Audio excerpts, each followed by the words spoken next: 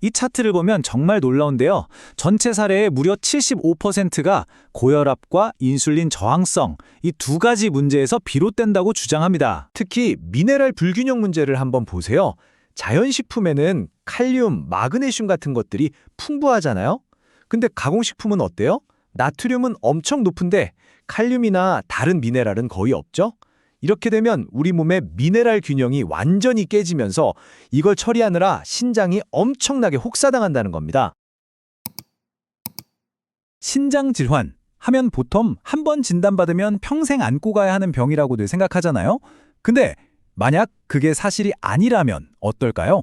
오늘 저희가 살펴볼 자료는요, 신장 질환에 대한 아주 다른 관점을 제시하고 있습니다.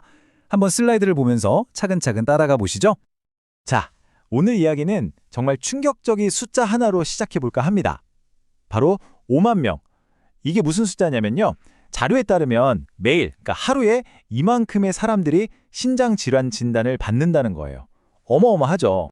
만약에 여러분이 혹은 여러분 주변의 누군가가 이런 진단을 받았다면 아마 머릿속에 딱 이 두 가지 질문이 떠오를 겁니다. 이거 심각한 건가? 고칠 수는 있는 건가? 하고 말이죠. 그런데요, 우리가 보통 알고 있는 대답이 전부가 아니라면 어떨까요? 오늘 저희가 분석하는 이 자료는 정말 대담한 주장을 하거든요. 바로 초기 신장질환의 99%는 사실 회복이 가능하다는 겁니다. 와, 이거 진짜라면 엄청난 이야기죠? 그럼 이 주장이 과연 어떤 근거를 가지고 있는 건지 지금부터 4가지 핵심 포인트를 통해서 한번 같이 파헤쳐 보겠습니다. 충격적인 진단부터 시작해서 숨겨진 질병 단계, 그리고 통제 가능한 원인과 회복으로 가는 길까지요. 자, 첫 번째 섹션, 충격적인 진단입니다. 부제는 만성이라는 꼬리표에 대한 의문인데요. 이 주장의 시작은 바로 우리가 병을 부르는 그 이름 자체에 문제가 있다는 지점에서 출발합니다. 한번 생각해 보세요. 우리가 흔히 만성신장질환이라고 부르잖아요.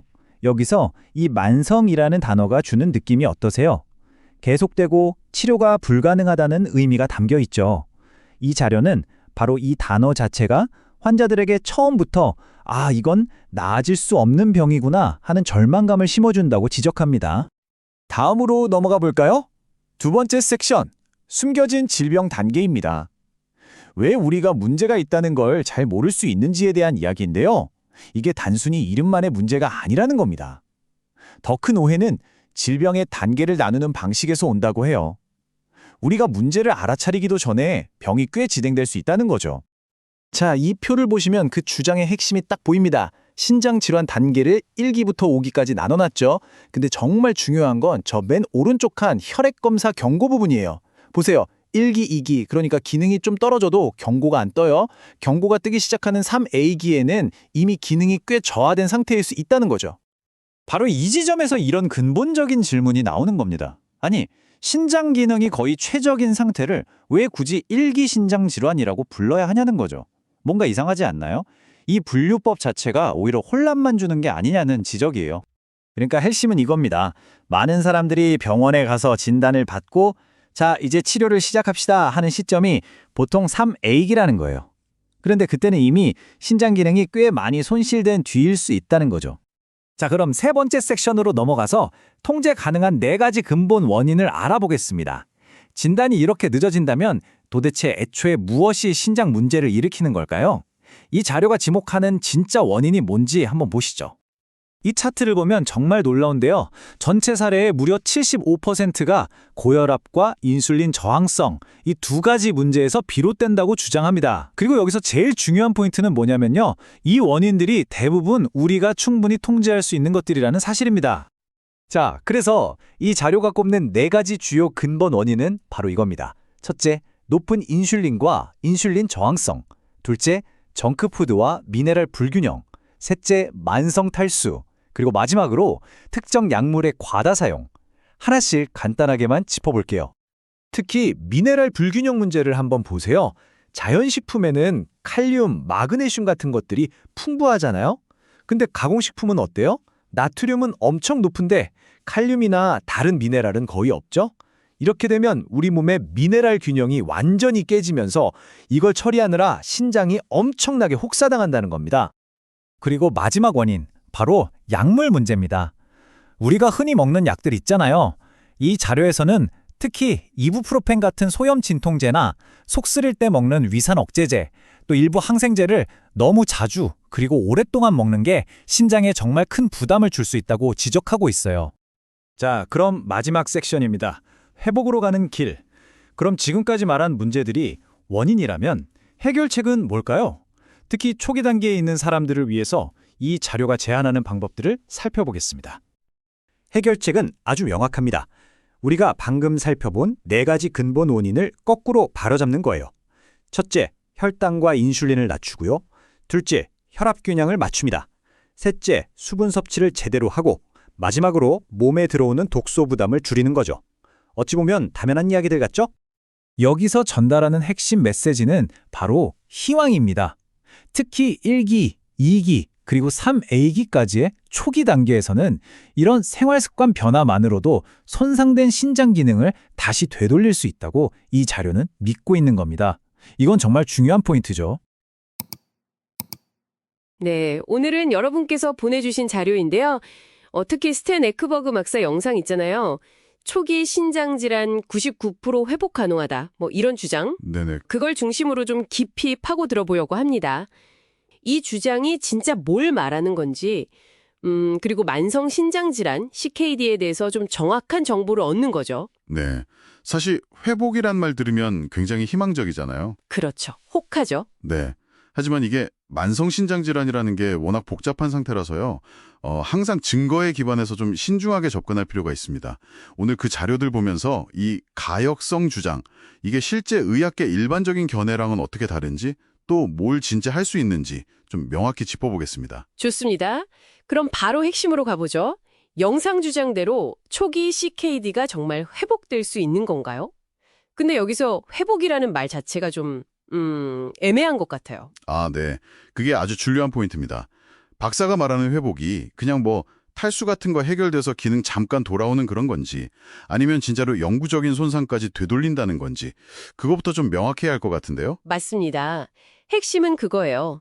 만성신장질환, CKD는요, 신장에 그 구조적인 손상이 생기는 거거든요. 구조적 손상이요? 네.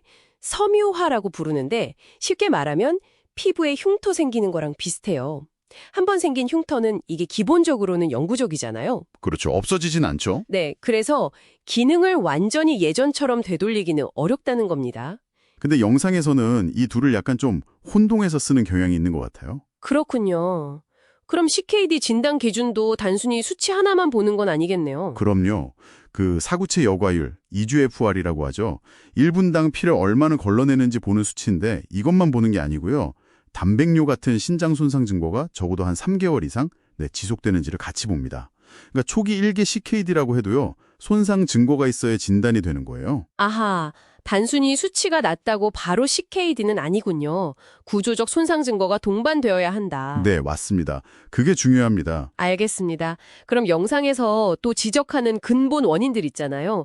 인슐린 저항성, 식단, 탈수 이런 것들요. 그러면서 마치 기존 의학은 이걸 되게 무시하는 것처럼 얘기하던데 듣다 보면 인슐린 저항성 관리나 식단 얘기 자체는 맞는 말 아닌가 싶기도 하거든요. 박사 주장 중에 어느 정도는 일리가 있고 또 어떤 부분이 좀 과장된 걸까요? 네, 인슐린 저항성이 신장 건강에 중요한 요인이라는 건 맞아요. 그건 사실입니다. 하지만 이걸 주류의학이 전혀 모른다거나 무시한다는 건 그건 사실과 좀 다르죠. 아, 그런가요? 네, 실제로 요즘 많이 쓰는 신장 보호 약물들, SGLT2 억제제 같은 것들이요. 이런 약들이 작용하는 방식 중 하나가 바로 그 인슐린 저항성과 관련된 경로거든요. 아, 이미 고려되고 있는 부분이군요. 그렇죠. 그리고 영상에서 CKD의 주된 원인으로 말하는 당뇨병, 고혈압, 이건 실제로 전체 CKD 원인의 거의 3분의 1을 차지할 정도로 압도적으로 중요합니다. 이건 정말 기본 중에 기본이고요. 네. 물론 식단 조절, 물 충분히 마시는 거, 그리고 이제 소염 진통제 같은 신독성 약물 피하는 거 다 중요하죠.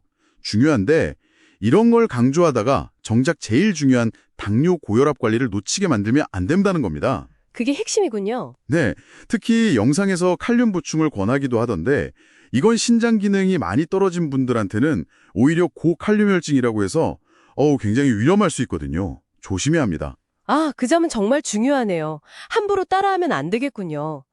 근데 박사의 영상이 이렇게 좀 인기를 끄는 걸 보면 사람들이 기존 의학 설명에 뭔가 좀 부족함을 느끼는 걸까요? 아니면 다른 답을 찾고 싶은 마음? 영상 보면 꼭 의사들이 초기 CKD에 대해서는 별거 안 하는 것처럼 느껴지기도 하고요. 실제로는 어떤가요? 초기 단계에서는. 바로 그 부분이 이 영상이 표준 치료를 좀 심각하게 왜곡하는 지점이라고 생각해요. 아, 왜곡이다. 네, 실제로는 CKD 진단 초기부터 굉장히 적극적으로 관리합니다. 그냥 지켜보는 게 아니고요. 혈압 관리 철저히 하려고 약 쓰고 AC 역제제나 ARB 같은 신장 보호 효과 입증된 약들이요. 혈당 목표치 안에 들도록 엄격하게 조절하고요. 네. 그리고 생활 습관, 저염식, 운동, 금연 계속 상담하고 강조하죠. 또 환자분이 드시는 약 중에 혹시 신장에 부담 주는 약은 없는지 그런 거 다 검토하고 조정합니다. 절대 그냥 손 놓고 있는 게 아니에요. 그렇군요. 굉장히 적극적인 관리가 이미 이루어지고 있다는 말씀이시네요. 네, 그렇습니다. 명확하게 설명해 주셔서 감사합니다. 그럼 오늘 이야기 종합해보면 이거겠네요. 만성신장질환 CKD는 구조적 손상이 있으니까 완전 회복, 이걸 목표로 하기보다는 적극적인 관리를 통해서 병의 진행을 늦추거나 멈추는 것. 네, 그게 현실적인 목표죠. 네, 그게 중요하고 현실적인 목표다. 특히 관리 핵심은 당뇨병과 고혈압 조절. 맞습니다. 그래서 마지막으로 여러분께 한번 던져보고 싶은 질문은 이거예요. 요즘 건강 정보 정말 많잖아요. 너무 많죠? 네, 특히 만성질환에 대해서 간단한 해결책, 기적의 치료법 이런 거 약속하는 주장들 보면 솔깃하죠. 그럴 때 우리가 그 정보를 어떻게 좀 비판적으로 보고 걸러낼 수 있을까? 네. 온라인에서 본 내용만 믿고 덜컥 중요한 건강 결정을 내리기 전에 스스로에게 어떤 질문들을 던져봐야 할까? 이 부분에 대해서 한번 깊이 생각해 보시는 시간이 어쩌면 오늘 저희가 나눈 이야기만큼이나 여러분 건강에 중요할 수 있습니다.